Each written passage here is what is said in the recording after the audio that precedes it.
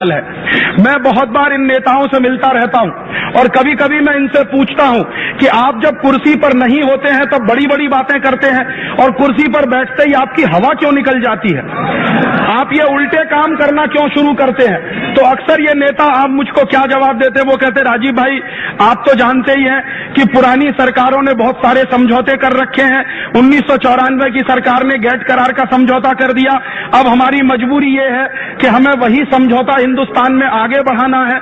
और मैं फिर उनको एक सवाल और पूछता हूं कि अच्छा, अगर यही बात है कि पुरानी सरकार ने एक समझौता किया जिसका नाम गेट करार का समझौता या डंकल प्रस्ताव या WTO का एग्रीमेंट, और हम मानते हैं कि वो गलत समझौता था और आप भी उसी गलत समझौते को आगे बढ़ा रहे हो, तो आप में और पुरानी सरकार में फर्क क्या? क्या हम आपको इसलिए लेकर आए थे वोट देकर कि आप भी वही गलती करना जो पुरानी सरकार कर रही थी? पुरानी सरकार ने अगर हिंदुस्तान को खड्डे में फेंका तो आप उसको खड्डे से निकाल के खाई में फेंकना चाहते हो? हम एक सरकार लाते हैं, वो गलतियां करती है, उसको हटाते हैं, दूसरी सरकार लाते हैं। अब दूसरी सरकार भी वही गलती करे जो पुरानी सरकार करती है, तो ये सरकार बदलने का नाटक क्यों करते हो? तुम सब मिलकर एक ही खानदान क्यों नहीं बना लेते? हिंदुस्तान के लोगों को क्यों बेवकूफ बनाते हो कि हम अलग खानदान के हैं, हम अलग खानदान के हैं, हमारा चुनाव चिन्ह हाथ का पंजा, हमारा चुनाव चिन्ह कमल का फूल, ये सब एक कर दो। जब पुरानी सरकार की नीतियों को ही तुम्हें चलाना है और नई सरकार कोई नई नीति बनाना ही नहीं चाहती, तो हम तो मानते हैं कि जनता के लिए तो ये सब खानदान एक ही है, इसमें कोई फर्क नहीं है। और अगर आपकी नीतियों में फर्क नहीं है तो जब आप वोट मांगने जाते हो तो क्यों बोलते हो फलानी पार्टी बेकार है, मेरी पार्टी बहुत अच्छी है? कहो कि हम सब पार्टी वाले एक ही थाली के चट्टे बट्टे हैं, जो वो करते हैं वो हम करने वाले हैं। अब आपकी हिम्मत हो तो वोट दीजिए, वरना मत दीजिए। और अगर इस ईमानदारी से वोट मांगोगे तो मैं गारंटी से कह सकता हूं कि अभी तक तो हिंदुस्तान की 50% जनता ही वोट देने जाती है, फिर शायद 5% जनता भी वोट देने नहीं जाएगी। लेकिन ये ऐसा नहीं करते। ये जब चुनाव लड़ते हैं तो बड़े बड़े वायदे करते हैं आपसे और बड़े बड़े सपने दिखाते हैं आपको और ऐसे ऐसे मुद्दे उठाते हैं जिनका मुझसे और आपसे कुछ लेना देना नहीं। पिछला चुनाव हुआ उसमें मुद्दा उठाया स्थिरता का, पिछला चुनाव हुआ उसमें मुद्दा उठाया गुड गवर्नेंस का। अब मेरे लिए गुड गवर्नेंस का मतलब क्या? मेरे लिए गुड गवर्नेंस का मतलब यह है कि पुरानी सरकार की हुई गलतियों को नई सरकार नहीं करेगी, वही मेरे लिए गुड गवर्नेंस है।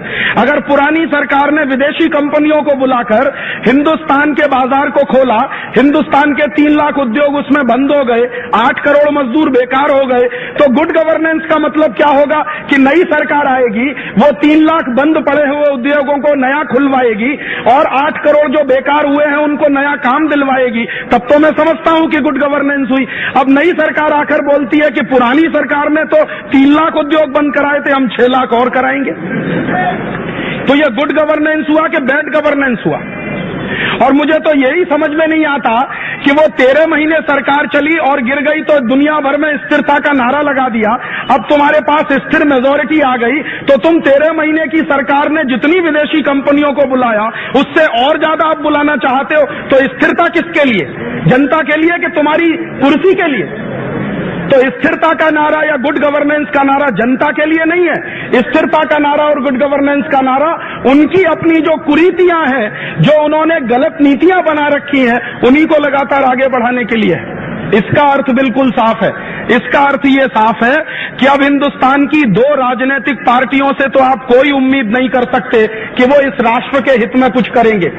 उन्होंने तो गठजोड़ कर लिया है और गठजोड़ ऐसे विचित्र तरीके से किया है कि अभी थोड़े दिन पहले फिक्की का एक सम्मेलन हुआ था दिल्ली में।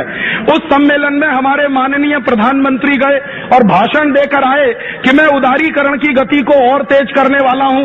दूसरे दिन मैंने देखा कि श्रीमती सोनिया गांधी भी पहुंच गई वहां भाषण देने और उन्होंने कहा कि भारत सरकार जब उदारीकरण की गति को तेज करेगी तो हम पूरा समर्थन सरकार को देने वाले हैं। तो इसका माने अंदर खाने में दोनों की दोस्ती है, बाहर खाने में झगड़ा है। आपको दिखाने के लिए झगड़ा है, मुझको दिखाने के लिए झगड़ा है। अंदर ही अंदर कोई झगड़ा नहीं है, समझौता कर रखा है कि तुमने जितना देश बेचा उससे ज्यादा हम बेचेंगे, तुमने जितनी चैंपियनशिप मारी है उससे ज्यादा हम मारेंगे, तुमने हमको समर्थन दिया था हम तुमको समर्थन देंगे। इस तरह के गठजोड़ की राजनीति अब शुरू हुई है। और मुश्किल ये है कि जब इस तरह की राजनीति देश में चलती है और इस तरह के विधेयक लाने जब शुरू हो जाते हैं संसद में, तो आप जानते हैं कि एक नया तरीका और आया है। कहते हैं इस देश में प्रजातंत्र चलता है, लेकिन आप जानते हैं कि डिक्टेटरशिप भयंकर पैमाने पर चल रही है इस देश में। कैसी डिक्टेटरशिप चल रही है, मैं व्यक्तिगत रूप से जानता हूं कि कांग्रेस पार्टी में ऐसे कई एमपी हैं जो बीमा क्षेत्र के निजीकरण के पूरी तरह से विरोधी हैं। भारतीय जनता पार्टी में ऐसे कुछ एमपी हैं जो बीमा क्षेत्र के विदेशीकरण और निजीकरण के पूरी ताकत के साथ विरोधी हैं। और आप भी जानते हैं, मैं भी जानता हूं। लेकिन क्या होगा, मैं आपको आज बताता हूं कि जो लोग विरोधी हैं बीमा क्षेत्र में विदेशी कंपनियों को बुलाने के, उनको व्हिप जारी किया जाएगा। एक तरफ बिल लाया जाएगा, दूसरी तरफ पार्टियों की तरफ से व्हिप जारी किया जाएगा और व्हिप जारी करके सांसदों को यह बताया जाएगा कि जो सरकार चाहती है वैसा वोट डालो, अगर तुमने सरकार के कहने पर वोट नहीं डाला तुमको पार्टी से निकाल दिया जाएगा। और आजकल के एमपीज इतने कमजोर हो गए हैं कि उनको पार्टी छोड़ना मंजूर नहीं है, भले ही देश खड्डे में चला जाए। वो बातचीत में कई बार मुझे कहते हैं, मैं कई एमपीज से मिल चुका हूं, 250 से ज्यादा एमपीज से मैं पिछले 3 वर्षों में मिला हूं। और मैंने हर एक से ये पूछा कि आप क्या मानते हैं, विदेशी कंपनियों को ज्यादा आना चाहिए, बीमा के क्षेत्र में आना चाहिए, बैंकिंग में आना चाहिए? वो कहते हैं नहीं आना चाहिए। तो मैंने जब उनसे पूछा कि अच्छा ईमानदारी से ये बताना, ये बिल आएगा तब तुम क्या करने वाले हो? तो उन्होंने कहा राजीव भाई हम तो कुछ नहीं कर सकते, व्हिप आएगा और जो व्हिप कहेगा वही हमें तो करना पड़ेगा। तो मैंने कहा आप फिर ईमानदारी से ये बताओ कि जब आप वोट मांगने आते हो मेरे पास तो आप बोलते हो कि हम आपके प्रतिनिधि बनेंगे इसलिए आप हमको वोट दीजिए, तो आप मेरे प्रतिनिधि बनकर वोट लेकर संसद में जाकर बैठते हो और काम पार्टी का करते हो, प्रतिनिधि मेरे बने हुए हो, काम पार्टी का करते हो, तो तुमसे जैसा बेवकूफी वाला आदमी कौन है? मुझसे वोट मांगा, मैंने तुमको वोट दिया, 6-7 लाख की आबादी का आप रिप्रेजेंटेशन करते हैं, तो आपकी जिम्मेदारी वो 6 लाख वोटर के प्रति है या एक पार्टी के अध्यक्ष के प्रति है? आप बताइए। और अगर आप ईमानदारी से ये कहते हैं कि हमारी प्रतिबद्धता पार्टी के प्रति है, तो फिर आप ये क्यों कहते हैं कि हम आपके प्रतिनिधि हैं? आप मेरे प्रतिनिधि कहाँ हैं? आप तो पार्टी के प्रतिनिधि हैं। और दुर्भाग्य हम सबका ये है कि ये सारे के सारे एमपीज जब संसद में जाकर बैठते हैं तो इनको जितनी पगार मिलती है वो जनता के प्रतिनिधि के रूप में मिलती है, इनको जितनी सुविधाएं मिलती हैं वो जनता के प्रतिनिधि के रूप में मिलती हैं, इनको जितनी और दूसरी तरह की सेवाएं मिलती हैं वो जनता के प्रतिनिधि के रूप में मिलती हैं, लेकिन काम ये जनता के प्रतिनिधि के रूप में नहीं करते। दुर्भाग्य मुझे ये कहना पड़ता है कि ये सब सांसद पार्टियों के बंधुआ मजदूर हो गए। बॉन्डेड लेबर होता है ना, वो मालिक की इच्छा के अलावा कुछ नहीं कर सकता, वैसे ही बॉन्डेड लेबर हमारे ये सब सांसद हो गए। एक तरफ मानते हैं सिद्धांत रूप में कि आपकी बात बराबर है, लेकिन संसद के अंदर जब उसके विरुद्ध वोट डालने की बात आती है तो वो कहते हैं कि ये हमारी क्षमता के बाहर है क्योंकि पार्टी का व्हिप जारी हो गया।